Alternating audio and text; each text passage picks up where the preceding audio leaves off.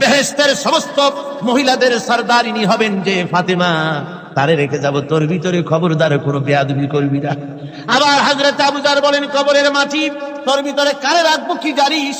তোর ভিতরে আজকে যাকে রেখে যেতেছি তিনি হলেন আখেরি জামানার পয়গম্বর বিশ্বনবী জনাবে মুহাম্মদ রাসূলুল্লাহ সাল্লাল্লাহু আলাইহি ওয়াসাল্লামের কলিজার টুকরা মা ফাতেমাকে তোর ভিতরে রাখবো, খবরদার কবরের মাটি বেয়াদবি করবি না। কিতাবে এসেছে হযরত আবু যরকে বাড়ি শুনতে পেলেন, আওয়াজ এলো, কে যেন বলতেছে, রে আবু যর, আমি ফাতেমা কি চিনি না, হাসান হোসেনের মা কি চিনি না, আলীর স্ত্রী চিনি না, রাসূলের মেয়ে মা ফাতেমা কি চিনি না। আমল যদি ভালো হয় আমার ভিতরে, আমল ভালো নিয়ে যে আসবে শান্তিতে থাকবে, আর আমল যদি খারাপ হয় আমার ভিতরে, তার অবস্থা চূড়ান্ত হয়ে যাবে। আমার ভাইরা, আমার বন্ধুগণ, আমলের উপরে ভিত্তি করে কিয়ামতের দিন নাজাত হবে। আমল যদি খারাপ হয়ে যায় কিয়ামতের দিন কেউ তাকে বাঁচাতে পারবে না। এই জন্য কিয়ামতের ময়দানে, হাসরের দিনে আল্লাহর হাবিব জনাবে মুহাম্মদ রাসূলুল্লাহ সাল্লাল্লাহু আলাইহি ওয়াসাল্লাম সিজদায় পড়ে কাঁদতে থাকবেন। আল্লাহ রাব্বুল আলামিন বলেন, হাবিব রে, আপনি কাঁদেন কেন? আজকে তো আপনার কাঁদার দিন না, আমি আপনাকে মাকামে মাহমুদ দান করেছি, আমি আপনাকে কাউসার দান করেছি, আপনার আজকে সম্মানের দিন, মর্যাদার দিন, কাঁদেন কেন? আল্লাহর হাবিব বলবেন, রব্বুল আলামিন, মাকামে মাহমুদ পেয়েছি, কাউসার পেয়েছি, কান্দি এই জন্য আমি দেখতে পাচ্ছি আবার সামনে দিয়া ফেরেশতারা আমার উম্মতগুলি জাহান্নামের দিকে নিয়ে যায়। আল্লাহ রাব্বুল আলামিন বলবেন, ওগো আমার হাবিব, আমি আপনাকে ক্ষমতা দিলাম, আপনার জান্নাতি উম্মতগুলি আপনি বেছে নেন। আল্লাহর হাবিব তার জান্নাতের উম্মতগুলি বাঁচতে থাকবেন। হযরত আয়েশা বলেন, ইয়া রাসূলুল্লাহ, কিয়ামতের ময়দানে লক্ষ কোটি কোটি মানুষের ভিতরে আপনার জান্নাতি উম্মত আপনি চিনবেন কি করে? হুজুর বলেন, আয়েশা, কোন একটি ঘোড়ার কপাল যদি থাকে সাদা, এই সাদা কপালওয়ালা ঘোড়াটা যদি অসংখ্য ঘোড়ার ভিতরে যদি হারিয়ে যায়, তাহলে সাদা কপালওয়ালা ঘোড়ার মালিক তার ঘোড়াকে পাবে কিনা বলো? হযরত আয়েশা বলেন, হুজুর, অনায়াসে পাবে। আল্লাহ রাব্বুল আলামিনের হাবিব বলেন, আয়েশা রে, কিয়ামতের ময়দানে আমার যেই উম্মতেরা নামাজি ছিল, দিনদার ছিল, পরেজগার ছিল, দুনিয়ার বুকে ঈমান নিয়ে যারা চলাফেরা করেছে, আমার দিন কায়েমের, আল্লাহর দ্বীনের জন্য যারা কাজ করেছে, ওদের চেহারা নূর চমকাতে থাকবে, ঈমানের নূর কিয়ামতের দিন চমকাতে থাকবে। সেই ঈমানের নূর দেখে দেখে আমি আমার জান্নাতি উম্মতগুলি আমি বেছে নেব। নবীজি বলেছেন, কন্যার পিতাদেরকে গালি দিও না। অনেকে টিটকারি করে, বারবার মেয়ে হয় ছেলে একটাও হয় না, সেই জন্য টিটকারি বোটকারি করে। আল্লাহর নবী বলেছেন, মেয়ের পিতাকে গালি দিও না, ঠাট্টা করো না, যেহেতু আমি মুহাম্মদ রাসূলুল্লাহ সাল্লাল্লাহু আলাইহি ওয়াসাল্লাম, আমি মেয়েদের পিতা, আমি নিজে মেয়েদের পিতা, খাও না, মেয়েদের পিতাকে গালি দিও না। রাসূলুল্লাহ বলেছেন, আকাশের নিচে জমিনের উপরে খাদিজার মতো মহিলা আর নাই। সেই হযরতে খাদিজা রাসূলের 4টি মেয়ে পেটে ধারণ করেছিলেন। সুবহানাল্লাহ। মেয়ের প্রতি রাসূলুল্লাহ যথেষ্ট মহব্বত করতেন, মেয়েকে খুব ভালোবাসতেন হুজুর সাল্লাল্লাহু আলাইহি ওয়াসাল্লাম। হুজুরের কলিজার টুকরা ছিলেন মা ফাতিমা রাদিয়াল্লাহু তাআলা আনহা। হুজুর যখন কোথাও যেতেন, সকলের শেষে দেখা করতেন ফাতেমার সঙ্গে, আর বিদেশ থেকে সফর করে এসে সকলের আগে দেখা করতেন ফাতেমার সঙ্গে। সুবহানাল্লাহ। রাসূলুল্লাহ আরো বলেছেন, তোমরা যখন বাজারে যাবে বা ব্যবসা করতে যাবে বা বিদেশে যাবে, আসার সময় যে সব হাদিয়া নিয়ে আসো, আমরা যখন বাইরে যাই, বাজারে যাই, কিছু হাদিয়া আনি না, জামা কাপড় চকলেট ইত্যাদি আমরা আনে থাকি। রাসূলুল্লাহ বলেছেন, হাদিয়াগুলি তোমরা যারা বিদেশে যাও, বাজারে যাও, হাদিয়া আনবে, আর এনে ঘরের মধ্যে ঢুকে তা শুরু করবে মেয়েকে দিয়ে। প্রথমে দেবে মেয়েকে। সুবহানাল্লাহ। মেয়ের মর্যাদা ইসলামে সব চাইতে বেশি। কোন যুগে? যে যুগে মেয়ে হলে পরেই মাটির নিচে ফেলে রাখতো, আছাড় মেরে মেরে ফেলে দিত। বেআইনি যামবিন কুতিলা, কোন অপরাধে তাদেরকে হত্যা করা হলো। আল্লাহ পাক কোরআনে কারীমের মধ্যে বলেছেন, তাদের অপরাধ আর কিছু না, তারা নারী, এই জন্য তাদেরকে মেরে ফেলা হতো। রাসূলুল্লাহ তাদের ইজ্জত দিলেন। সুবহানাল্লাহ বিহামদিহি। রাসূলুল্লাহ সম্মান দিলেন, ইজ্জত দিলেন তাদের। কন্যা হিসাবে নারীর এই মর্যাদা। ফাতেমাকে রাসূল এত ভালোবাসতেন, ইন্তেকালের সময় হযরত ফাতেমা কাঁদতে কাঁদতে বেহুশ হয়ে যাওয়ার উপক্রম হয়ে রাসূলুল্লাহ হযরত ফাতেমাকে ইশারা দিলেন। হযরত ফাতেমা তার কান নিয়ে রাসূলুল্লাহর মুখের কাছে লাগাই দিলেন। আল্লাহর নবী কি যেন বললেন কানে কানে, হযরত ফাতেমার কান্না বন্ধ হয়ে গেল। হযরত আয়েশা বলেন, মা রাসূলুল্লাহ তোমার কানে কানে কি বললো আর তোমার কান্না বন্ধ হয়ে গেল? হযরত ফাতেমা বলেন, ইয়া আম্মা জান, আমার আব্বা আমার কানে কানে বললো, মা ফাতেমা তুই কাঁদিস না, তোর কান্না আমার বরদাস্ত হয় না, তোমাকে কাঁদতে হবে না, আমি তোমাকে সুসংবাদ দিয়ে যেতেছি, আমি মরে যাওয়ার পর সর্বপ্রথম তোমার সাথে আমার দেখা হবে। রাসূলুল্লাহর এই ভবিষ্যৎবাণী হযরত ফাতেমা বুঝতে পেরেছেন যে হুজুরের ইন্তেকালের পরে আমার বেশি দেরি হবে না, আমিও তাড়াতাড়ি হুজুরের সাথে শামিল হতে পারবো। হুজুরের ইন্তেকালের 6 মাস পরই হযরত ফাতেমা রাদিয়াল্লাহু তাআলা আনহা ইন্তেকাল করেছেন। কন্যা হিসেবে নারীর মর্যাদা ইসলাম অনেক অনেক গুণে বাড়িয়ে দিয়েছে। এই কন্যা শিশু কৈশোর যৌবন পেরিয়ে যখন যৌবনে তার বিয়ে হয়ে যায়, আল্লাহ রাব্বুল আলামিন তখন বলেন, ওয়া মিন আয়াতিহি আন খালাকা লাকুম মিন আনফুসিকুম আজওয়াজান লিতাসকুনু ইলাইহা ওয়া জাআলা বাইনাকুম মাওয়াদ্দাতান ওয়া রাহমা।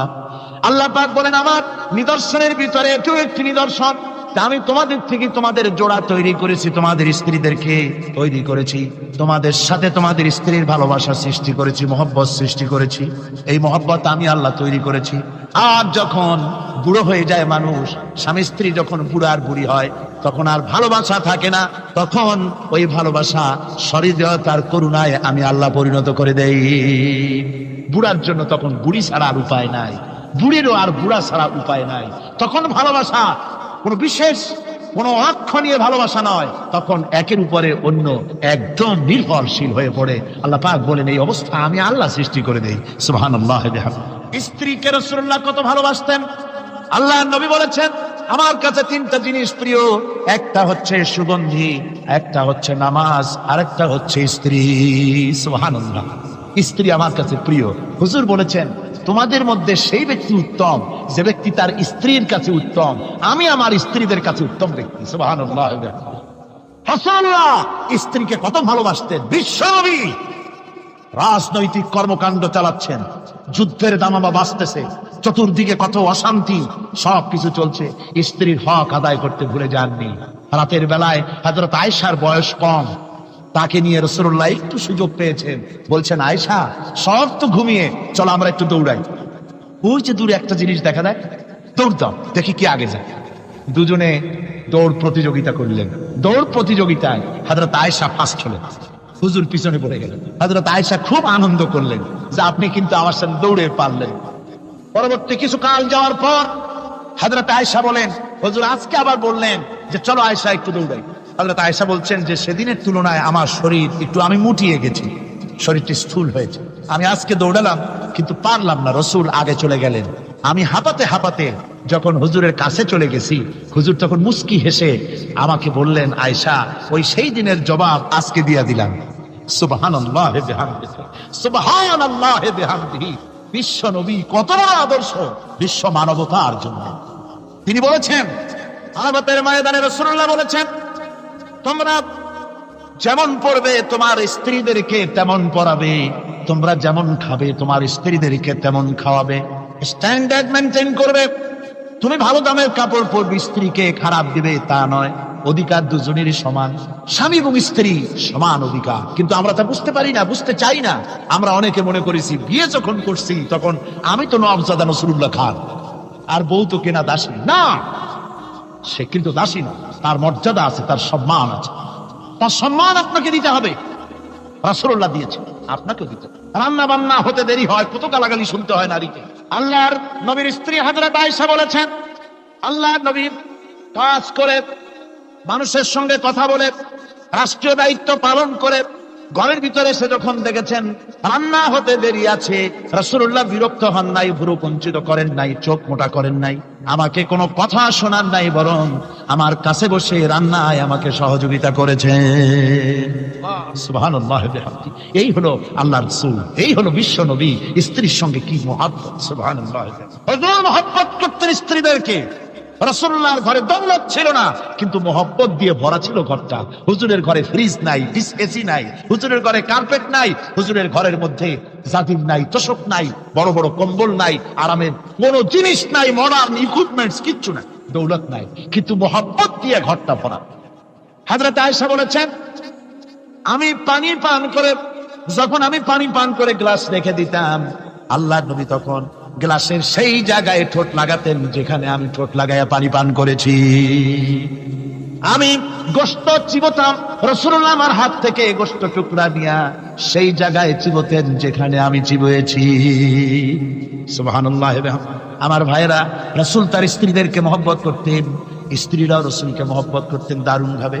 একবার হযরত আয়েশা সিদ্দিকা রাদিয়াল্লাহু তাআলা আনহা হুজুরকে গোসল করাতেছিলেন, মাথার উপরে পানি ঢালতেছেন, হুজুর একটা চোখের উপরে বা একটা তক্তার উপরে বসা আছেন। গোসলের পানির ভিতরে রাসূলুল্লাহ দেখতে পেলেন রক্তের মতো কি যেন প্রবাহিত হয়ে যাচ্ছে। হুজুর জিজ্ঞেস করেন, আয়েশা রে, পানির ভিতরে রক্তের মতো কি দেখা যায়? হযরত আয়েশা বলেন, হুজুর আপনি যখন বসেছিলেন অসতর্ক মুহূর্তে তক্তার নিচে আমার একটা আঙ্গুল পড়েছিল পায়ে, আঙ্গুলটা ফেটে বোধহয় রক্ত বেরোতেছে। রাসূলুল্লাহ তাড়াতাড়ি করে উঠলেন আর ওই আঙ্গুলকে ব্যান্ডেজ করে দিলেন। রাসূলুল্লাহ বললেন, আয়েশা রে, আঙ্গুল ফেটে গেছে, একটু আহাহু পর্যন্ত করলে না, এতক্ষণ তুমি কষ্ট করলে কেন? হযরত আয়েশা বলেন, ইয়া রাসূলুল্লাহ, ওটা তো একটা পায়ের আঙ্গুল।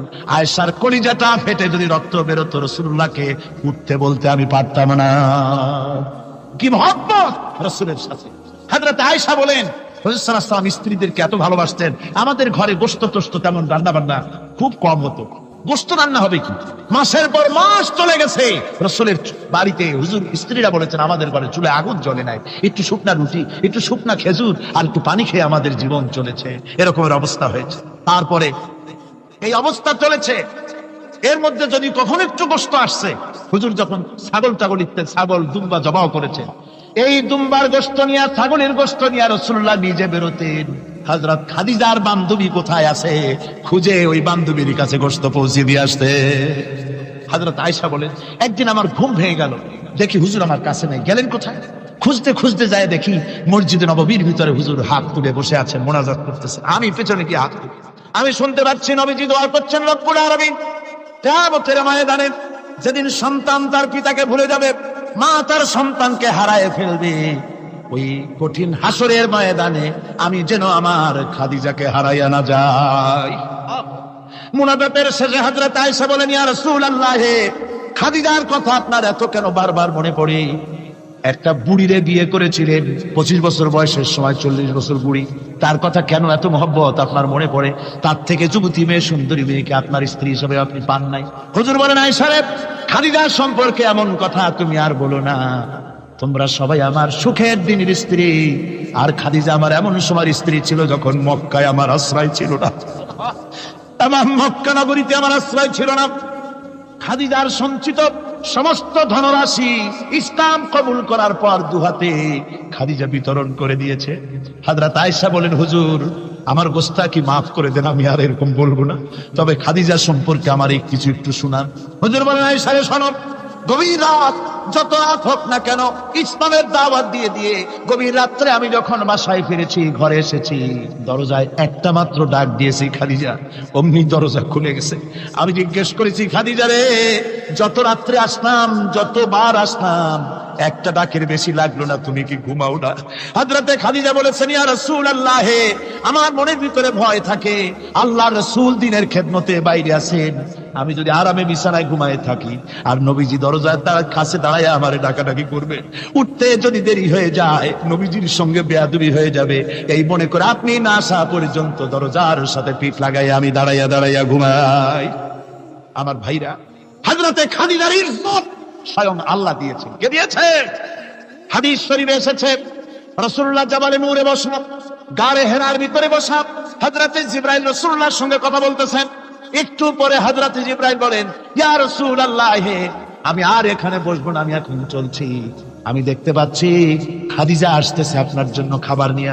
খাদিজা যখন আপনার কাছে পৌঁছে যাবে, আপনি খাদিজাকে শোনায় দিবেন আল্লাহ রাব্বুল আলামিন খাদিজাকে সালাম জানাইছে। সুবহানাল্লাহ। রাসূলুল্লাহর কাছে হযরতে খাদিজা যখন আসলেন, হুজুর বললেন, খাদিজা, আজকে তোমার জন্য দারুণ সুখবর। বলে কি?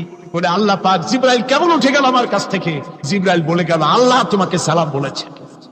হযরত খাদিজা কেঁদে ফেললেন, বললেন, ইয়া রাসূলুল্লাহ, আমার নারী জন্ম সার্থক, আল্লাহ আমাকে সালাম বলেছে, এর জবাব কেমনে দিতে হয় হুজুর আমি তো জানি না, আপনি আমার পক্ষ থেকে আল্লাহর সালাম কিভাবে দেওয়া লাগে আপনি দিয়ে দিন, আমি তো বুঝি না কেমনে আল্লাহর সালামের জবাব দেব। হুজুর বললেন, খাদিজা, শুধু আল্লাহ নয়, জিবরাইলও তোমাকে সালাম বলে গেছে। হযরতে খাদিজা বললেন, হযরত জিবরাইলকে আমার সালামের জবাবটা ওয়ালাইকুমুস সালাম বলেন। হযরত খাদিজার এই মর্যাদা ছিল। আমার ভাইরা, রাসূল পাক সাল্লাল্লাহু আলাইহি ওয়াসাল্লাম এভাবে মহব্বত করেছেন স্ত্রীদেরকে। সুতরাং স্বামী স্ত্রীর মহব্বত আল্লাহ জান্নাতি নিয়ামত। কি নিয়ামত? যে ঘরের মধ্যে স্বামী স্ত্রীর মধ্যে মিল মহব্বত আছে, এটা বেহেশতের মতো। আর যেখানে মিল মহব্বত নাই, এটা জাহান্নামের মতো। ঠিক কি? সুতরাং মহব্বত করুন, বেশি বেশি স্যাক্রিফাইস করুন, বেশি বেশি স্যাক্রিফাইস। নারীদের ব্যাপারে বলা হয়েছে, পুরুষকে বলা হয়েছে অধিকার আদায় করো, সব ব্যাপারে সমান অধিকার। কিন্তু নারীকে একটা ব্যাপারে বলা হয়েছে, নারী শোনো, পুরুষের মর্যাদা তোমার চাইতে আল্লাহ রাব্বুল আলামিন বেশি দিয়েছেন। আর রিজালু কাওয়ামুনা আলান নিসা, নারীদের উপরে পুরুষের প্রাধান্য আল্লাহ পাক দান করেছেন। একজন সাহাবী বলেছিলেন, ইয়া রাসূলুল্লাহ, জংলি উট দেখলাম আপনার পায়ের উপরে সিজদায় পড়ে গেল, আপনি যদি আমাদেরকে অনুমতি দিতেন না, আপনাকে আমরা সিজদা করতাম। আল্লাহ নবী বললেন, মানুষ মানুষকে সিজদা করা এ পারমিশন যদি আমি দিতাম, তাহলে দুনিয়ার সমস্ত স্ত্রীদেরকে বলতাম তারা যেন তাদের স্বামীকে সিজদা দেয়।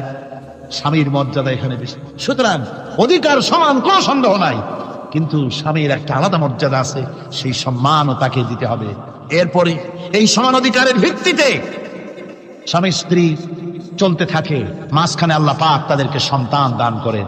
আল্লাহ তাদেরকে, নারীকে লেখাপড়ার অধিকার দিয়েছে, ইসলাম তাকে লেখাপড়ার অধিকার দিয়েছে, শিক্ষার অধিকার দিয়েছে। হযরত আয়েশা সিদ্দিকা রাদিয়াল্লাহু তাআলা আনহা শিক্ষয়িত্রী ছিলেন, হাফেজা ছিলেন, হাদিসের হাফেজা ছিলেন, কোরআনের হাফেজা ছিলেন। হাজার হাজার সাহাবায়ে কিরামদের তিনি ওস্তাদ ছিলেন। সুবহানাল্লাহ। নারীদের ব্যাপারে অধিকাংশ মাসালা হযরত আয়েশা সিদ্দিকা রাদিয়াল্লাহু তাআলা আনহার অবদান। সুবহানাল্লাহ। নারী যুদ্ধ করেছে, যুদ্ধের ময়দানে নারীর অধিকার আছে। নারী চাকরি করতে পারবে, নারী ব্যবসা করতে পারবে, নারী লেখাপড়া করতে পারবে, নারী সেনাবাহিনীতে যেতে পারবে, নারী সব করতে পারবে, কিন্তু পর্দার মধ্যে। হুজুর কয়, কান্দো কেন? কই যে আমার গুনাহ কি মাফ হইছে? হুজুর বলেন, হ্যাঁ মাফ হয়ে গেছে। কলেমা পড়ছো, মাফ হয়ে গেছে। কয় যে হুজুর, আমি তো মারাত্মক গুনাহ করছি। বলে কি? বলে আমার একটা মেয়ে, সেই মেয়েটাকে নিয়ে আমি, ঘটনা লম্বা, আমি সংক্ষেপে বলতেছি, মেয়েটাকে ফাঁকি দিয়া তাহলে আমি মারবো, বুঝতে দেই নাই আমার বউরে। বললাম চলো বেড়াইতে যাই। মেয়েটা আমার সাথে সাজাই দিয়েছে, তার মা বেড়াতে নিয়ে যাবো এইটা কথা মনে করে। মেয়েটা কদ্দূর যায়, আবার আব্বা আব্বা বলে আমার দিকে ফিরে আসে, আবার পিছনে থাকে, আবার আব্বা আব্বা বলে জড়ায় ধরে।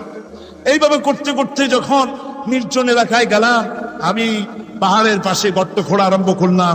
গর্ত কুচি আর মাটি ছিটে এসে আমার দাড়িতে লাগে। বাচ্চা মেয়েটা আমার কাছে এসে দাড়ি দিয়ে ধুল ছাড়ায় দেয়, আব্বা তোমার দাড়িতে ধুল লাগতেছে, তুমি এই কষ্ট করতেছো কেন? মেয়ে তো বোঝে না যে আমি তার জন্য কবর খুঁজতেছি। কবরটা খোঁড়া হয়ে যাওয়ার পর মেয়েটারে বান্ধা শুরু করলাম। মেয়ে এখন কাঁদতেছে, বাবা আমার বান্ধ কেন? আমি তারে বাঁধা জোরে ওর মধ্যে নিক্ষেপ করে দিলাম। মেয়েটা গর্তের মধ্যে বসে চিৎকার করে বলছে, আব্বা তুমি আমারে বাঁচতে দাও, আমি তোমারে বাপ বলে সমাজে হ্যাঁ করবো না, আমি ভিক্ষা করে খাবো, আমার বেরো না। লোকটি বলছি, ইয়া রাসূলুল্লাহ, আমার মনে দরদ আসলো না। আমি একটা পাথর উঁচু করে আমার মেয়ের বুক লক্ষ্য করে জোরে মেরে দিলাম।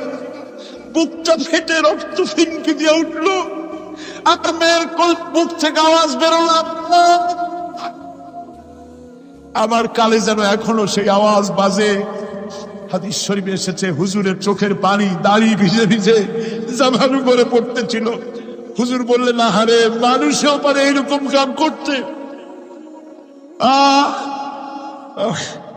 পৃথিবীতে নারীর যখন কোনো সম্মান ছিল না, মর্যাদা ছিল না, সেই সময় আমার রাসূল, আমার বিশ্বনবী নারীদেরকে সম্মানের হাত ধরে গর্তের ভিতর থেকে উঠাইয়া রানীর সিংহাসনে বসায় দিলেন। সুবহানাল্লাহ। মায়ের মর্যাদা দিয়ে দিলেন। সুবহানাল্লাহ। নারীরা আমাদের মায়ের জাত। নারীরা আমার কি এর জাত? মায়ের জাত। আমার মা বোনেরা, তোমাদের সম্মান কত তোমরা জানো না। আমরা পুরুষ, আমাদের পায়ের তলে জুতা, আর তোমরা আমাদের মায়ের জাত।